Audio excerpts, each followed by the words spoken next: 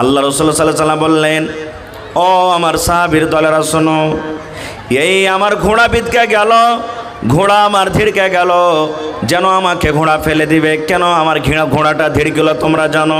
বলছেন না। আল্লাহ রাসূল বললেন, এই কবরের ভিতরে আযাব হয়, এই কবরের ভিতরে এখন আযাব হয়। দুনিয়ার কোনো মানুষ, দুনিয়ার কোনো জিন এই কবর আযাব শোনার আল্লাহ রাব্বুল আলামিন তাকে ক্ষমতা দান করেনি, কিন্তু জানোয়ারেরা শুনতে পায়, বুঝতে পারে। এই কবরের আযাব শুনে আমার ঘোড়া ধিড়কে গেল, যেন আমাকে ফেলে দিবি। সাহাবায়ে কেরাম বলছেন, ইয়া রাসূলুল্লাহ, তারা দুনিয়াতে কোন এমন পাপ করেছিল, দুনিয়াতে কোন এমন গুনাহ করেছিল, সেই গুনার কারণে কবরে তারা আযাব হয়? নবীকে একটু বলেন। আল্লাহ রাসূল বললেন, হে আমার মায়েরা, খালারা, যুবকেরা শোনেন। নবী বললেন, সাহাবীরি, গুনাহ দুটা বড়, পাপ দুটা বড়, গুনাহ দুটা বড়, পাপ দুটা বড়, কিন্তু গুনাহ থেকে বাঁচাটা ছিল আসান।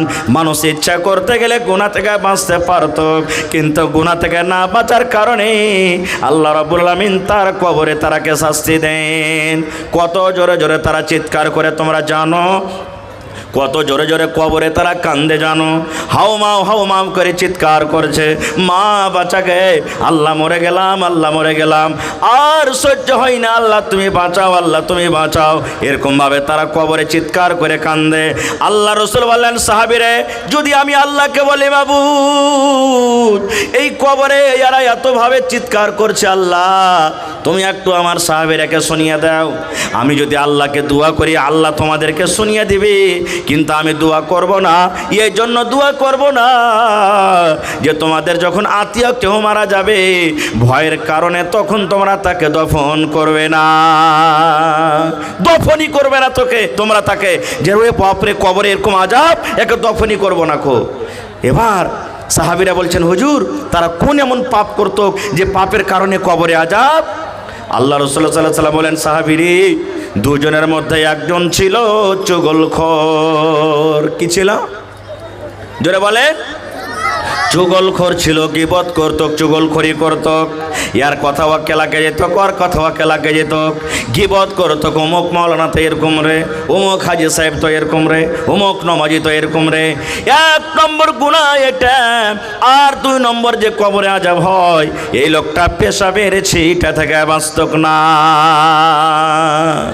পেশাবের ছিটে থেকে বাঁচতক না খো। ভাই, একটা হুঁচলা বেটা ছেলে জালসা শুনতে গেছে, আর জালসা শুনতে যা মাওলানারা বলেছেন যে ভাই পেশাব যখন করবে তো নরম জায়গাতে পেশাব করিও। কেন? কড়া জায়গাতে পেশাব করলে ছুটে আসবে না, আসবে না ভাই? আপনার দিকে ছুটে চলে আসবে। এই হুঁচলা বেটা ছেলে কি করেছে, তারপর দিন জালসা শুনতে যে বোরাতে আধ বোরা বালি লিয়ে যেখানে যেখানে যে ঘাড়ে কেরা মাথা ডেকে বালি ডুহেলে বেড়াই। ওকে তখন একটা লোক কইছে যে, হারে ভাই, কি করছিস তুই, কি মাথাতে তোর এগলে? কুজি এই লেগে তুই জীবনে কোনোদিন জালসা শুনতে যাই না। সালা একটা আমার সাথীর চক্করে পড়ে রাইতে জালসা শুনতে গেছি, হুসেন মৌলানা ওয়াজ করেছে যে লরম মাটি দিয়ে তুই পেশাব কর। আর লরম মাটি কোনটা খুঁজে বেড়াবো? ওই লেগে বালি নিয়ে বেড়াচ্ছি, যখন যখন পেশাবের জরুরি হবে আমি বালিতেই পেশাব করবো। এর মতলব এটা নয় যে বালি নিয়ে বেড়াইতে হবে। ভাই মুসলমান, এবার আমার যুবকেরা বলবো, যুবক রে, পেশাবের ছিটাতে যদি না বাঁচার কারণে কবরে যদি আযাব হয়, আপনি রাত দিন 24 ঘন্টা নাপাক হয়ে থাকছেন, রাত দিন আপনি পেশাব করছেন, পানি নেন না, তাইলে আপনার অবস্থা কিয়ামতের দিন কি হইতে পারে কবরে। বুঝলেন? বুঝলেন? এটা জরুরি নয় যে মৌলী সাহেব নামাজ পড়ি না তো কি করব, পানি খরচ করে কি করব, যে না। আত-তাহুর শাতরুল ঈমান, নবীর হাদিস। মানুষের পাক সাফ থাকাটা হলো ঈমানের আধখানি অঙ্গ, আধখানি আলামত, আধখানি ঈমান, পাক সাফ থাকাটা। এই জন্য নামাজ পড়েন বা না পড়েন, আপনাকে পানি নিয়ে পেশাব করতে হবে। নবীর হাদিস, পানি না পান এমনও জায়গাতে আছেন, শুখা ইট শুখা ঢাল দিয়ে আপনাকে সেই কাজটা ইস্তেঞ্জা করতে হবে, কিন্তু আপনাকে পাক সাফ হয়ে থাকতে হবে। আর একটা হলো কি, গীবত, চুগলখড়ি। গীবত একটা আলাদা জিনিস, চুগলখড়ি একটা আলাদা জিনিস। এই দুটা কথা আলাদা আলাদা। সময় পেলে ইনশাল্লাহ কোনোদিন বলবো, তবে 1 মিনিটে আমি দুটা কথা আপনাদের সামনে রাখি। গীবত কাকে বলে? যেরকম আপনি 5 জন 7 জন 10 জন চায়ের দোকানে বসে আছেন, মজলিসে বসে আছেন, আর ওই জায়গাতে আমি নাই হাজির। আরে হুসেন মৌলা তো ওয়াজ করলে ভালো, এরকম ওরকম। এই যে দেখেন, অমুক হাজি ওর হজ না ঘোড়ার ডিম কবুল হবে। সালা হাজি 3 লাখ টাকাতে হজ করে এসছে, লোকের খালি আইল চেপে চেপে খাইছে। এই দেখেন, যে নাই ওর ব্যাপারে ওর খেলাফ গাহা, খেপত গাহা, ওইটা হলো কি গিবত। আর চুগলখড়ি, এর কথা ওকে লাগিয়ে দিলে, ওর কথা একে লাগিয়ে দিলে, আর দিয়ে ওরকে মজা ফাটাফাটি শুরু করিয়ে দিলে, এটা হলো কি চুগলখোর। এরা দুজনেই জান্নাতের ভিতরে যাবে না, এটা নবীর হাদিস। নমাজ রোজা করতে গেলেও জান্নাতে যাবে না। আল্লাহর নবী একদিন বসে আছেন, আর আল্লাহ নবীর স্ত্রী মা আয়েশা রাদিয়াল্লাহু তাআলা আনহা নবীর পাঞ্জরে বসে আছেন। নবীজির একজন স্ত্রী সাফিয়া রাদিয়াল্লাহু তাআলা আনহা একটু খাটো, মাথাতে একটু সাজে। अस्सलामु अलैकुम रहमतुल्लाह। महिला हजरात से बहुत ही अदब एहतराम के साथ कहना चाहूँगा कि आपके लिए जुमला अराकीन कमेटी ने आपके लिए पर्दा तैयार किया है। आप रोड में खड़े ना हो, आपके लिए पर्दा का इंतजाम किया गया है। आप रोड में खड़े खड़े तमाशा बना रहे हैं, लिहाजा आपसे मैं बहुत ही अदब और एहतराम के साथ कहना चाहूँगा कि बार बार ऐलान ना कराएं, और आपके लिए जो पर्दा का इंतजाम किया गया है, आप पर्दा में आए और बैठकर जलसा को सुने, कुरान हदीस की तालीम के सुने। जलसा को मेला मत बनाइए, जलसा को मेला मत बनाइए। आप जलसे में आपके पर्दे में आए और रास्ते को जाम ना करें। ভাই আমার, আল্লাহর নবী একদিন বসে আছেন, আর আল্লাহ নবীর স্ত্রী মা আয়েশা রাদিয়াল্লাহু তাআলা আনহা নবীর পাঞ্জরে বসে আছেন। আর আল্লাহর নবীর আরও স্ত্রী ছিলেন একজন, নবীর পাঞ্জরে চলে আসছেন কোনো দরকার হিসাবে। এবার মা আয়েশা ইশারা করে বলছেন, হুজুর হুজুর, মানে ইশারা করছেন। দেখেন আপনার স্ত্রীর নাটি, যে নাটি খাটি বাইকটা যাকে আমারকে ভাষাতে আমরা বলি, আপনার কাছে চলে আসছে। মা সেটাই বলছেন, দেখেন আপনার স্ত্রী যে বাঁটি আছে, দেখেন দেখেন হুজুর আপনার কাছে আসছে। ওরে সুবহান আল্লাহ! যেমনই নবী শুধু তার মুখ থেকে বাঁটি এবং নাটি কথাটা শুনলেন, নবীর রাগে চোখ লাল হয়ে গেল। এবার নবীজি কি বলছেন জানেন? এই আমার বেবি আয়েশা, তুমি একটা মানুষকে নাটি এবং বাঁটি বলেছ রে বিবি।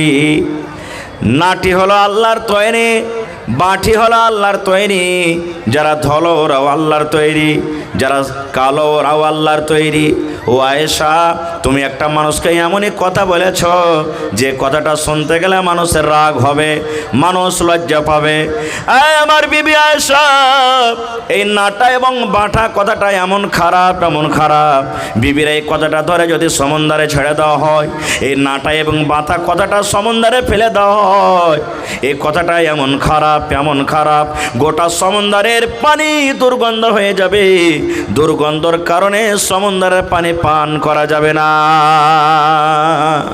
আয়েশা, তুমি একটা লোককে নাটা এবং বাঁটা বলেছো, এই কথাটা ধরে যদি সমুদ্রে ফেলে দেওয়া হয়, সমুদ্রের পানি, গোটা পানি দুর্গন্ধ হয়ে যাবে। দুর্গন্ধের কারণে পানিটা পান করা যাবে না। এবার বলেন, সামান্য যদি একটা নাটা এবং বাঁটা বলাতে নবী এত রেগে যান, তাহলে রাত দিন যে এক অপরে আমরা ক্ষিপত করছি, তাহলে আমাদের হালাতটা কি হবে? নবীজি নিজের বিবির উপরে রাখলেন, বিবিটাকে কত ভালোবাসেন জানেন? একটু ভালোবাসার কথাটা শুনেলেন, কত ভালোবাসেন নবীজি।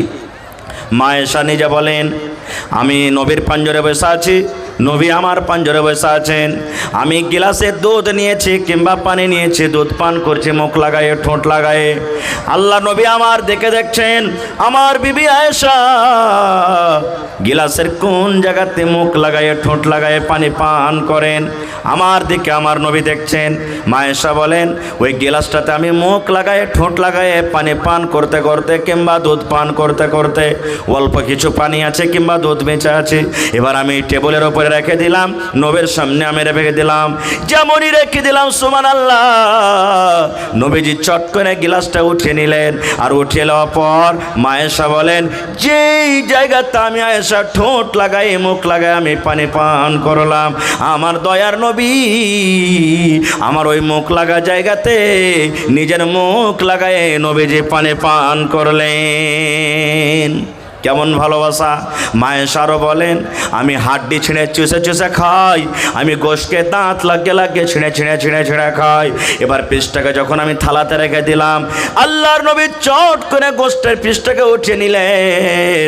আমি আয়েশা যে জায়গাতে দাঁত লাগায়ে কামড় দিয়েছি, যে জায়গাতে ঠোঁট লাগায় আমি কামড় দিয়েছি, আল্লাহর নবী ওই পিসটা হাতে নেওয়ার পর ওই জায়গাতে দাঁত লাগাইয়ে নবীজি কামড় দিয়ে খেতেন। এত ভালোবাসা, এত মহব্বত বিবির সাথে। এরকম বিবি কত মহব্বত ভালোবাসা। নবীজির 11টা বিবি ছিলেন, 11টা বিবি ছিলেন। এ মুসলমান, নবীজির দিলি চাহাত ছিল, আল্লাহ রে আমি যেদিন মরবো, আমি যেদিন মরবো, আমার যেদিন মত হবে সেদিন যেন আমার আয়েশার বাড়িতে মত হয়। কারণ নবীজির স্ত্রীরা অনেক ছিলেন, নবীজি বাড়ি বানিয়ে বানিয়ে রেখেছিলেন। আজ নবীজি হাফসার বাড়িতে, তারপরে নবীজি উমুকের বাড়িতে, জাইনাবের বাড়িতে, আল্লাহ রসুলের বাড়ি বানাচ্ছিল। নবীজি মনে মনে ইচ্ছা করেছেন, আল্লাহ আমি যেদিন মরব, আমার যেদিন মত হবে, মালাকুল মত যেদিন আমার কাছে আসবে, সেদিন যেন আমার বিবি আয়েশার ঘরে আমার মত হয়। এবার বলবো আয়েশাটা কত নেককার, আয়েশাটা কত নেককার, আয়েশাটা কত নেককার। একটু নেককারের কথা শুনগে মা, এ আমার ভাই শুনে। নবীজির স্ত্রী, প্রথম স্ত্রীর নাম মা খাদিজা রাদিয়াল্লাহু তাআলা আনহা, যে নবীর জন্য মাল কুরবানি করে দিয়েছেন। নবীজির আমার বাপকে দেখতে পাননি। নবীজি যখন মায়ের পেটে ছিলেন, বাপ দুনিয়া থেকে চলে গেছেন। নবীজির বয়স 6 বছরকার মা দুনিয়া থেকে চলে গেছেন। নবীজির বয়স 8 বছরকার দাদু দুনিয়া থেকে চলে গেছেন। নবীজির লালন পালন করেছেন চাচা আবু তালেব। এবার নবীজির বয়স 25 বছর। সেই 25 বছর টাইমে মা খাদিজা রাদিয়াল্লাহু তাআলা আনহা মক্কা নগরে একটা ধনী মহিলা, মক্কা নগরে একটা ধনী মহিলা, তার সমান কিন্তু কহরির মাল ছিল না। নবীর আখলাক, নবীর চরিত্র, নবীর ব্যবহার দেখে মা খাদিজা নিজেই পায়গাম দিয়ে দিলেন নবীকে। তখন নবী হয়নি, পায়গাম দিয়ে দিলেন। এবার মা খাদিজার বয়স কত? 40 বছরকার, আর নবীজির বয়স 25 বছরকার। কতখানি তফাৎ হলো ভাই? কয় বছরকার ফরক হলো? 15 বছরকার হইল। বিয়ে হয়ে গেল। মা খাদিজাকে সব রাগায়, এ খাদিজা তুই একটা ইয়াতিমের সাথে বিয়ে করতে পারলি? আরে ওর কাছে তো 1 কাঠা জমিনও নাই, চাচার বাড়িতে খায় পিন্ধা মানুষ হইল, ওর সাথে তুই বিয়ে করলি? এত বড় তুই মক্কার মধ্যে দৌলতমান মহিলা, ধন মাল সব তোর কাছে আছে, উঁট রাখাল গরু বাছুর, তুই একটা রাজা বাদশার কাছে তুই বিয়ে করতে পারতি, কিন্তু তুই একটা সামান্য এই গরিবের সাথে বিয়ে করলি? নবী একদিন আমার বসে আছেন, মা খাদিজা রাদিয়াল্লাহু তাআলা আনহা কাঁদছেন, চোখ দিয়ে পানি ঝরছি।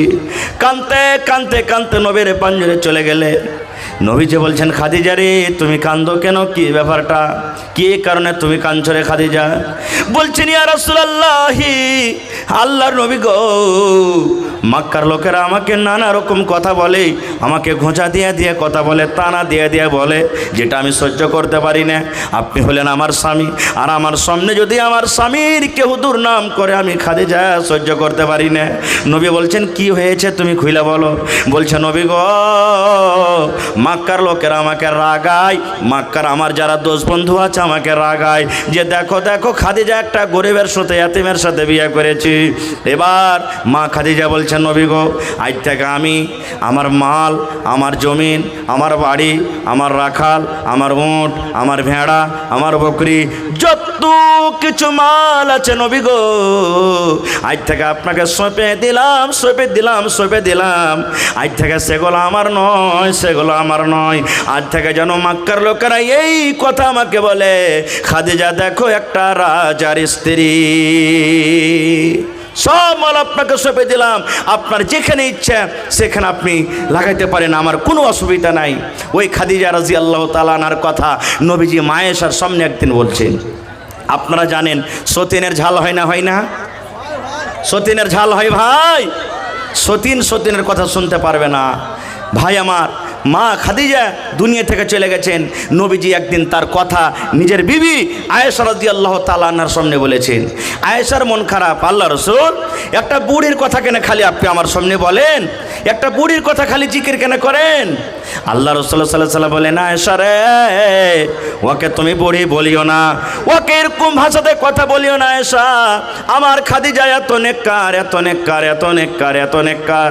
একদিন আমি গারে হেরাতে বসে আছি, জিবরিল ফেরেশতা আমার কাছে চলে গেলেন, যাওয়ার পর বলছেন, নবী গো, ওই যে আপনার বিবি খাদিজা আপনার জন্য লাহারি নিয়ে আসছে, আপনার জন্য খানা নিয়ে আসছে, ওই খাদিজাকে একটু জানিয়ে দেন আল্লাহ রাব্বুল আলামিন খাদিজাকে নিজে সালাম দিয়েছেন, আর আমি জিবরিল ফেরেশতা তাকে সালাম দিলাম। কে সালাম দিয়েছেন? সালামটা কে দিলেন খাদিজাকে? আরো জোরে বলেন। আল্লাহ আর জিবরিল ফেরেশতা নিজে দিয়েছেন। নবী গো, আপনার বিবিকে আল্লাহর সালাম দিয়ে দেন, আল্লাহ সালাম দিয়েছেন, আর আমি জিবরিল ফেরেশতার সালাম জানিয়ে দেন। এবার নবীজি বলছেন, আয়েশা রে, আল্লাহর সালাম জিবরিলের সালাম পেয়েছে আমার খাদিজা। আরে আয়েশা, তুমি আল্লাহর সালাম পাওনি, তুমি শুধু জিবরিল ফেরেশতার সালাম পেয়েছো। তাহলে বলার উদ্দেশ্য কি? যে মা খাদিজা কত বড় নেককার দিনদার মহিলা ছিলেন, সুবহানাল্লাহ, যে জিবরিল ফেরেশতা পর্যন্ত তাকে সালাম দিয়েছেন। আর সামান্য সে বিবি একটু মুখ দিয়ে নাটা এবং বাঁঠা কথাটা বলার কারণে নবী তারপরে রেগে গেলেন। আর আমাদের তো আগে পিছে ডান দিকে বাম দিকে সব সময়তে গুনাতে আমরা ডুবে থাকি। তাহলে ভাই আমাদের কি করতে হবে ভাই মুসলমান? এই জন্য কবি বলেন যে কিতনি ছোটি হো নেকি উসে হালকি না জান, রব কি বখশিশ কে লিয়ে কোই বাহানা চাহিয়ে। বলার মেলায় কথা আছে ভাই। তবে ভাইরে, এই আজকের জালসাতে দুটা উদ্দেশ্য আছে, একটা কিছু দেওয়ার আর একটা কিছু নেওয়ার। আপনাদেরকে দিলাম, আল্লাহ হায়াতে রাখেন, ইনশাল্লাহ এই বিষয় নিয়ে আবার কোনোদিন আলোচনা করব। তবে ভাই, 1 টাকা দিবেন, 8 আনা দিবেন, আপনার কাছ থেকে আমি নিয়ে নিব। কিন্তু আজকের জালসাতে এমনও কোনো আল্লাহর বান্দা, আল্লাহর বান্দি কেউ এমন আছেন, মা খাদিজা রাদিয়াল্লাহু তাআলা আনহা দিনের জন্য যেমন সমস্ত মালকে আল্লাহর রাহে কুরবানি করে দিয়েছিলেন। দেখি 1 কাঠা জমিন কেউ দান করতে পারবেন মাদ্রাসার জন্য? মাদ্রাসার আশেপাশে থাকলে লাগিয়ে দেন, না থাকলে মাঠে আছে, জমির আছে, মাঠে আছে,